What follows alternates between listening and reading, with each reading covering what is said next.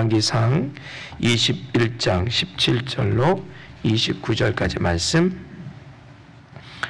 열왕기상 21장 17절로 29절까지 말씀 함께 교독하시겠습니다. 여호와의 말씀이 디셉 사람 엘리야에게 임하여 이르시되, 너는 일어나 내려가서 사마리아에 있는 이스라엘의 아합 왕을 만나라.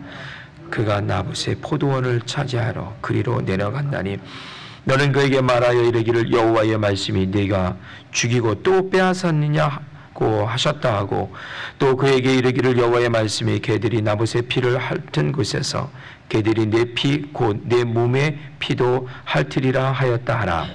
아합이 엘리야에게 이르되, 내 대적자여, 내가 나를 찾았느냐? 대답하되, 내가 찾았노라.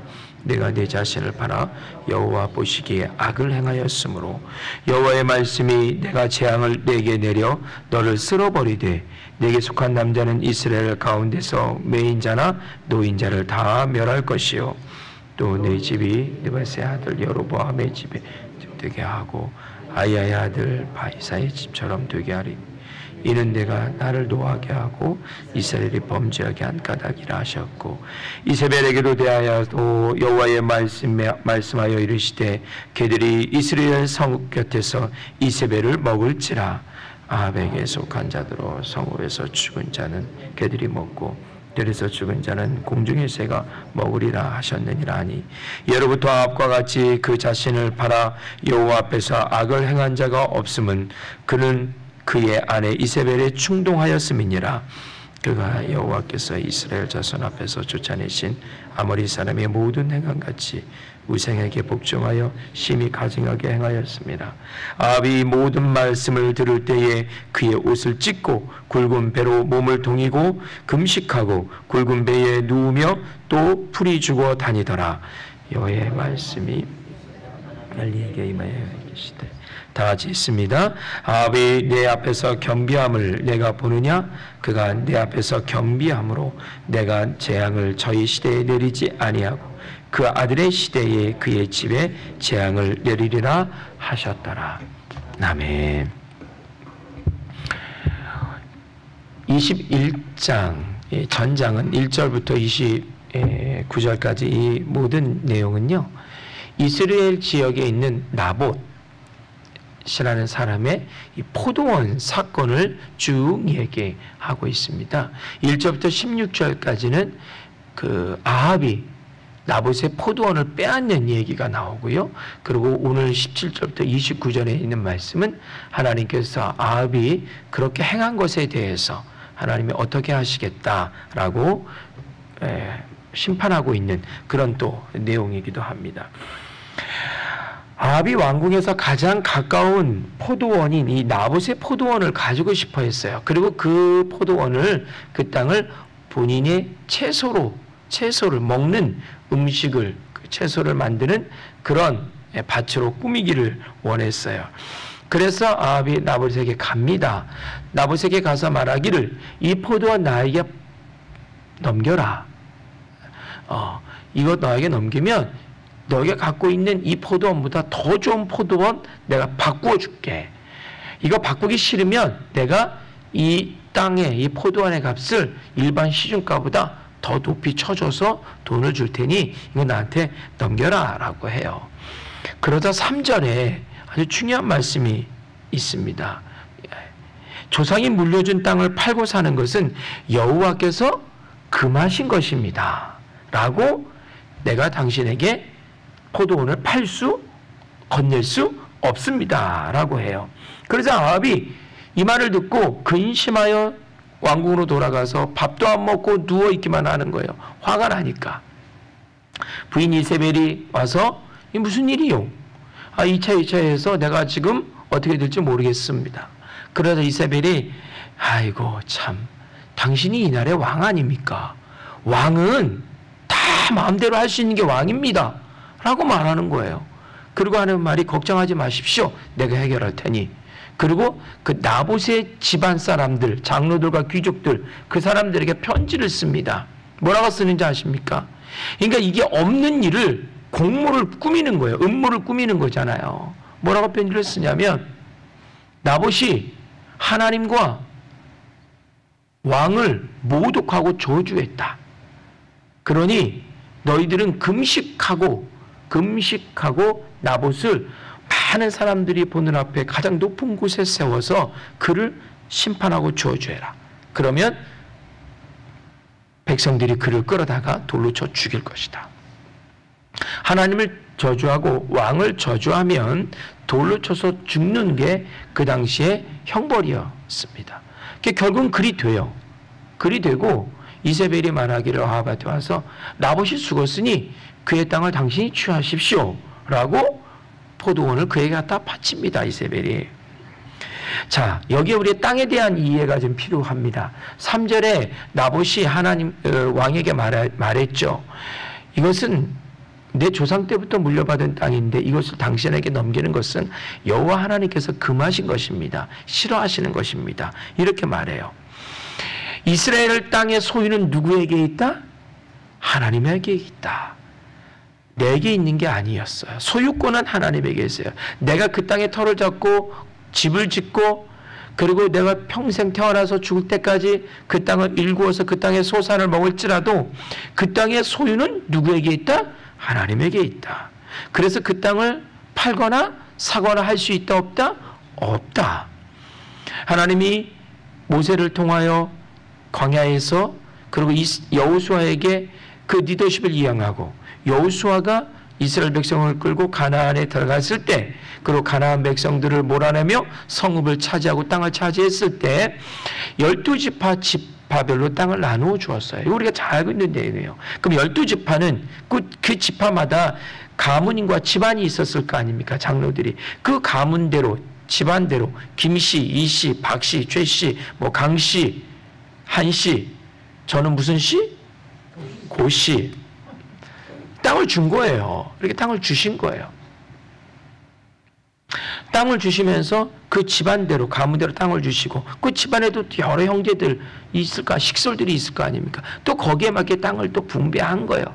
뭐 이게 사실 성경에 땅을 분배하였다라 라고 이렇게 표현되고 있지만 이건 엄청난 일입니다. 사람이 먹고 사는 일이 아닙니까? 그렇죠? 그리고 이걸 한번 받으면 어떻게 해요? 영원히 바꿀 수 없는 거예요. 평경에 자세히 표현되지 않았지만 거기에서 엄청난 다툼과 아집과 뭐 고집과 뭐 주장 이런 거 많이 있었을 겁니다. 이런 긴 시간 동안 긴 아픔과 긴 다툼과 이런 모든 과정을 거쳐서 지금의 땅들이 사람들의 손에 분배된 거예요. 이게 그렇게 하루아침에 이루어진 게 아니었던 거죠.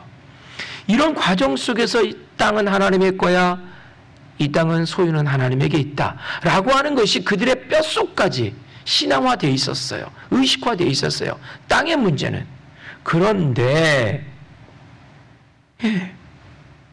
아합이 그 땅을 팔라. 그러고 있는 거예요. 지금 여기는 매우 중요한 메시지가 있는 겁니다. 땅을 팔고 사기 시작하면요, 그 땅은 시간이 지나면 다 어디로 가 있을까요? 그 땅이 땅을 팔기 시작하고 사기 시작하면 그 땅에 다 어디로 가 있어요? 그렇죠. 강한 자에게 다 가 있어요. 권력자에게 시간이 지나고 나면 그 땅이 대부분이 그들에게 그들의 소유가 되고 있어요. 돈이 많은 사람이 소유가 돼요. 강한 사람이 소유가 돼요. 힘없는 사람은 시간이 지나면, 대를 거쳐서 시간이 지나면 땅이 있어요, 없어요? 당연히 없게 돼요. 잃어버리거나 빼앗기거나. 결코 이것을 하나님이 허락하지 않으셨다. 우리 인간사에서 가장 밥 먹고 살아가는 가장 핵심이 무엇인지 압니까? 소유와 분배예요. 소유와 분배. 이 지구는 한정된 자원을 갖고 있잖아요. 우리가 살고 있는, 우리가 경제 활동하고 있는 LA는 딱 한정된 땅이에요. 거기에 사람이 얼마 있느냐에 따라서 n분의 1로 다 나누는 거예요. 근데 누가 2개 가지면 다 하나씩 가져야 되는데 누가 2개 가져가려면 하나 가져야 될 사람이 하나를 못 갖는 거예요. 10개 중에서 한 사람이 5개 가져가 버리면 어떻게 되는 거예요? 9명이 5을 갖고 나누는 거예요. 다툼이 일어나겠죠. 압이 귀환인 거예요. 소유와 분배의 문제예요, 사실. 하나님이 이걸 너무너무 잘 알고 계셨어요. 그래서 이것을 하나님께서 원초적으로 막으신 거예요. 빈부의 격차로 인하여 수많은 사람들이 굶어 죽거나 곤고한일을 당하거나 삶의 절망 가운데 빠질 수밖에 없다. 하나님이 이것을 원초적으로부터 막으신 거예요. 그래서 땅을 정확하게 분배한 거예요. 그리고 땅을 넘기지 마라. 내가 너에게 준 너의 분깃이야. 너의 기업이야. 이렇게 말하는 거예요. 굉장히 중요합니다. 하나님께서 우리에게 주신 기업과 분깃이 있어요. 우리는 그것을 빼앗기면 된다, 안 된다? 안 된다. 잊어버려서는 된다, 안 된다? 안 된다. 육신적으로는 그게 땅이 될 수 있고 영적으로는 그것이 무엇이 될 수 있어요? 그렇죠. 하나님이 주신 자녀된 권리, 이 영적인 분깃, 영적인 기업을 빼앗겨서는 안 되는 거예요. 왜? 하나님이 이미 우리에게 정하여 주신 거기 때문에. 이런 원칙을 아합이 몰랐을까요? 알았죠. 당연히 알았죠. 그래서 아합이 그의 욕심에 의해서 갖고 싶었지만 이 원칙을 알았기 때문에 어떻게 강제로 빼앗을 수 없었던 거예요. 그래서 근심했던 거예요. 근심. 밥도 안 먹고. 근데 이것을 알 리가 없는 이세벨이 왕에게 힘으로 하나님이 제일 싫어하는 게 그거거든요. 힘으로 남의 것을 빼앗는 거. 균형을 깨트리는 거. 이걸 하나님이 제일 싫어하시거든요. 힘은 하나님만 쓰시는 거예요. 사람이 쓰는 게 아닙니다. 힘은 누구만 쓴다? 하나님만 쓰시는 거예요. 당신의 힘으로 모든 질서를 만들어 가시는 거예요. 근데 사람의 힘으로 질서를 만드는 순간 질서가 어떻게 된다? 깨진다. 바로 그것을 오늘 보여주는 거예요. 이세벨은 이 율법 정신, 하나님의 뜻을 알까요? 모를까요? 당연히 몰라요. 왜? 그는 이방신을 섬기는 여인이었어요. 예, 하나님을 섬기는 여인이 아니에요. 하나님의 뜻과 하나님의 그 놀라운 그 마음을 알 수가 없어요. 근데 문제는요, 아합이에요. 알았어요, 아합은. 근데 이걸 묵인했어요. 다 알았어요. 자기 부인이 이세벨이 어떻게 했는지 다 알았어요. 그리고 땅을 갖다 바쳤는데 내 손에 피를 묻히지 않으니까 되는 거예요, 그냥. 난 포도원만 차지하면 되는 거야. 아합은 이세벨과 똑같이 하나님 앞에서 어떻게? 범죄하였다라. 그것입니다. 드디어 엘리야가 하나님 앞에 부름을 받고 아합 목전에 나타납니다. 참 엘리야 오래간만에 나왔어요. 예, 그전에는 무명의 선지자들 나왔는데 이제 엘리야가 다시 나와요. 사실 아합 앞에서 이 맞짱 뜰 수 있는 선지자는 솔직히 누구밖에 없어요? 엘리야밖에 없어요. 예, 한번 했잖아요. 갈멜산에서. 그래서 이겼잖아요. 예, 엘리야밖에 없어요. 하나님의 엘리야를 또 부르세요. 그래서 당신의 뜻을 전하라 하십니다. 나봇의 피가 그 땅에 떨어졌는데 개들이 와서 핥아 먹었듯이 아합 너도 죽임을 당하여 너의 피를 개들이 와서 핥아 먹을 것이다. 이세벨 역시 이스라엘 성읍에서 개들이 어떻게? 그의 살을 먹을 것이다. 사실 이세벨이 그렇게 되었어요. 창문 밖에서 떨어뜨렸어요. 죽였어요. 그리고 그의 시신을 들짐승들이 와서 다 먹어서 몸이 다 분리가 됐어요. 예. 너희 집안의 남자들이 죽게 돼서 개들에게, 공중의 새들에게 먹잇감이 될 것이다. 이것이 오늘 엘리야가 아합에게 했던 하나님이 주신 경고예요. 22절 말씀을 함께 볼까요? 22절 같이 봅니다. 또 내 집이 느밧의 아들 여로보암의 집처럼 되게 하고 아히야의 아들 바하사의 집처럼 되게 하리니 이는 내가 나를 노하게 하고 이스라엘이 범죄하게 한 까닭이니라 하셨고, 이는 네가 나를 노하게 하고 이스라엘이 범죄하게 한 까닭이니라. 그러니까 아합이 너의 죄를 인하여 내가 노했고 너가 가만히 있는 이스라엘을 어떻게 범죄자의 자리로 이끌었다라고 하는 거예요. 그러면 하나님이 어떻게 하겠다? 여로보암의 집처럼 바하사의 집처럼 어떻게 멸망당하게 하겠다. 여로보암이 북이스라엘의 1대 왕 아닙니까? 그의 아들 요람이 2대 왕이에요. 그의 아들 요람이 2년 만에 왕권이 바뀌었어요. 구테타가 일어났어요. 누구에 의해서? 바하사로 인해서.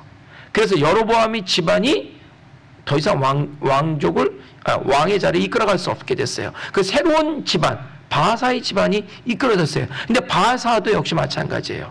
바하사도 후에 예후라는 사람이 일어나서 그의 집안을 명하고 예후의 집안이 왕이 되었어요. 이 얘기는 하나님의 명령을 듣지 않고 범죄한 그 왕조는 하나님이 어떻게 하겠다? 그 왕자에서 내리시겠다. 그거예요. 그러니까 너 역시 마찬가지다. 너가 지금 20년 넘게 왕의 노릇을 하고 있지만 하나님이 어떻게? 너가 범한 죄로에 내가 노하였고 너로 인하여 이스라엘 백성들이 범죄한 백성이 되게 하였으니 내가 너를 이 여로보암과 바하사처럼 너의 왕조를 망하게 하겠다. 새로운 집안을 들어서 왕을 삼겠다 했어요. 여로보암의 집안이 망한 것과 바하사의 집안이 망한 것을 이 아합은 너무너무 잘 알고 있어요. 왕조의 흥망성쇠를 아합은 잘 알고 있는 거예요. 거기서 오는 그 최후를 아합은 너무너무 잘 알고 있어요. 그래서 아합이 27절에 결국 어떻게 합니까? 아합이 이 모든 말씀을 들을 때에 그의 옷을 어떻게 했다? 찢고 굵은 배로 몸을 동이고 금식하고 굵은 배에 누우며 또 풀이 죽어 다녔다라 했어요. 결국은 하나님께서 그를 어떻게 표현하고 있냐면 아합이 겸비한 자가 되었다라고 했어요. 회개했다는 얘기예요. 근심했다는 거예요. 이건 아닌데 하고 몸을 찢고 옷을 찢고 금식하고 배옷을 입었어요. 배옷을 입는다는 의미는 아시잖아. 배는 어떻게? 상을 당할 때 입는 옷이에요.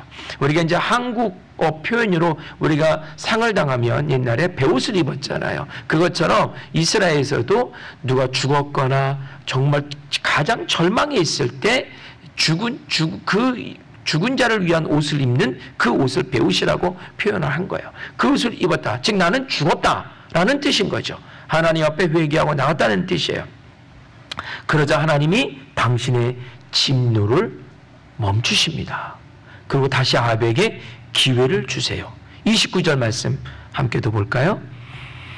아합이 내 앞에서 겸비함을 내가 보느냐? 그가 내 앞에서 겸비함 내가 재앙을 저희 시대에 내리지 아니하고 그의 아들의 시대에 그의 집에 재앙을 내리리라 하셨더라. 즉 아합 시대에 더 이상 재앙을 내리려고 했어요. 하나님이 마음을 먹으셨어요. 근데 어떻게? 뜻을 돌이켰어요. 왜? 아합이 옷을 찢고 배옷을 입고 하나님께 나왔기 때문에. 다만 아들 때 하겠다라고 했어요. 이 말씀의 뜻은 뭘까요? 하나님은 진노를 좋아하신다, 싫어하신다? 싫어하시는 분이에요. 반대로 하나님은 긍휼을 베푸시기를 좋아하신다, 싫어하신다? 좋아하시는 분이라는 뜻인 거예요. 바로 그걸 말하는 거예요. 문장을 언뜻 보면, 오늘 말씀 29절의 문장을 언뜻 보면, 아니 도대체 아들이 무슨 죄가 있기에 그의 아비의 죄가를 아들에게 돌리느냐, 이렇게 볼 수 있잖아요. 이런 말씀 많이 나와요. 다윗 때도 그랬어요.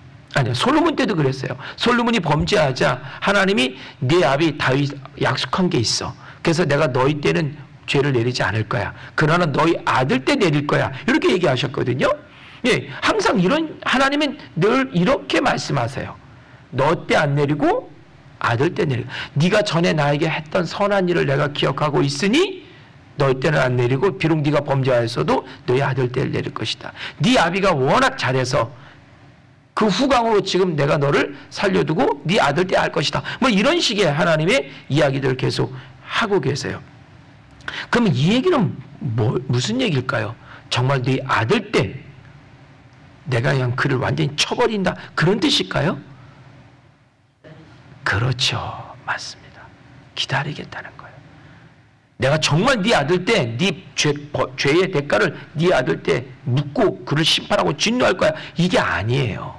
이 얘기는 바로 무슨 얘기냐면 그 아들이 그 아비처럼 죄를 짓지 않으면 당신의 진노를 내리지 않겠다라는 뜻인 거예요. 미루겠다는 거예요. 자꾸 하나님은 미루시겠다는 하나님의 의도가 거기에 저 문장 표현에 있는 거예요. 정말 아들을 내가 죽이겠다가 아니라,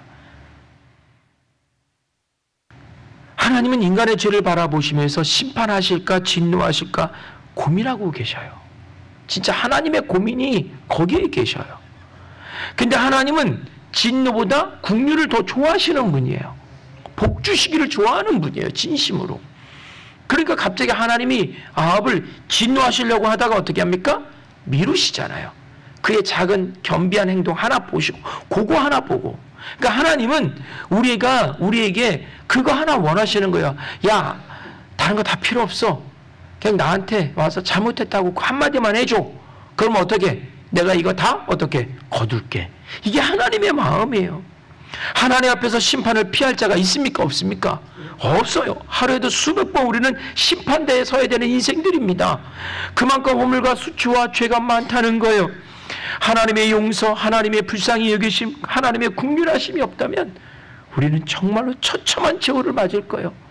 개들이 그의 피를 먹고 살을 먹고 우리의 뼈와 살과 피를 다 먹을 거예요. 왜? 우리는 그만큼 죄인이거든요.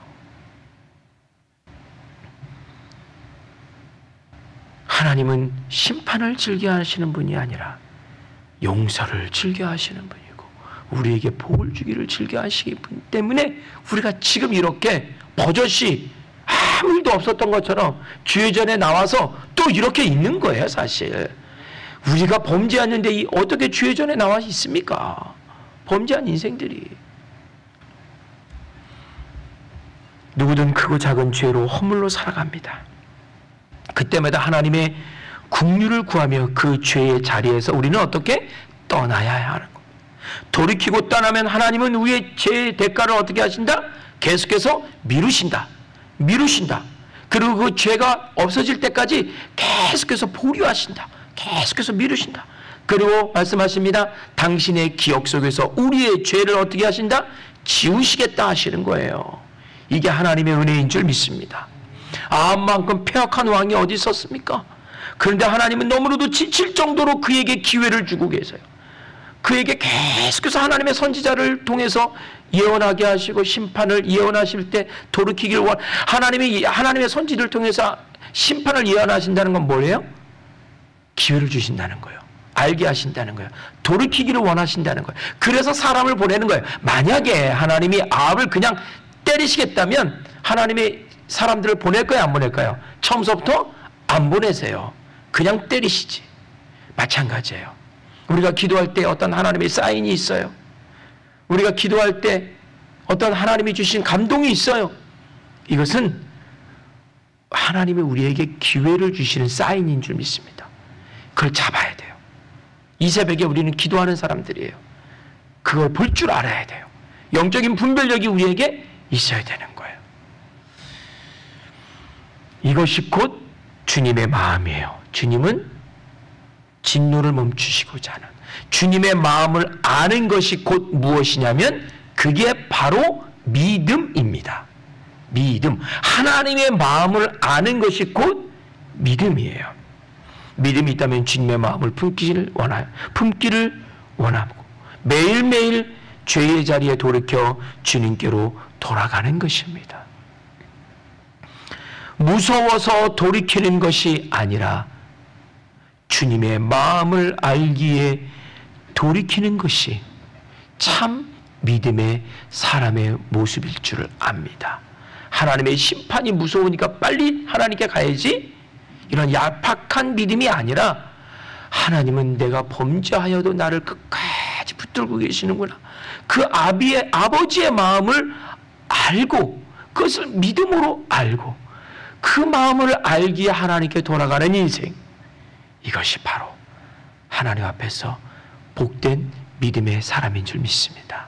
기도하겠습니다. 하나님, 무서워서 돌이키는 것이 아니라 주님의 마음을 알기에 돌이키는 참 믿음의 사람이 되게 하여 주옵소서. 하나님은 진노를 즐겨하시는 분이 아니라 긍휼을, 용서를, 자비를, 회복을 즐겨하시고 원하시는 분이라서 우리에게 계속해서 기회를 주시고 계속해서 말씀으로 우리를 깨닫게 하시고 교훈하고 계십니다. 우리에게 주시는 하나님의 이 거룩한 사랑과 이 거룩한 마음 깊은 곳에 새기는 믿음의 사람들 되게 하여 주옵소서. 감사하며 예수님의 이름으로 기도드립니다. 아멘.